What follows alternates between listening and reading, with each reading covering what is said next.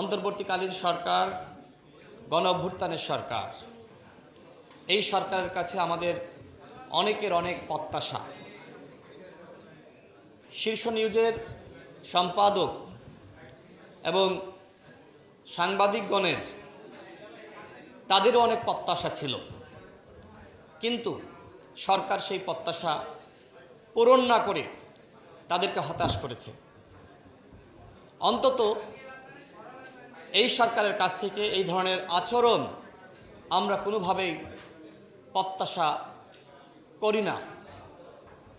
গণঅভ্যুত্থানে যে সকল ছাত্র নেতৃত্ব যারা সামনে থেকে বুক চিতিয়ে নেতৃত্ব দিয়েছে, তারাই কিন্তু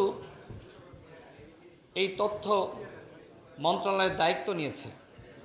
আমরা এর আগে দেখেছি উপদেষ্টা নাহিদ ইসলাম তিনি দায়িত্ব গ্রহণ করেছিলেন, পরবর্তীতে তার দায়িত্ব অসমাপ্ত রেখেই তিনি পদত্যাগ করেছেন।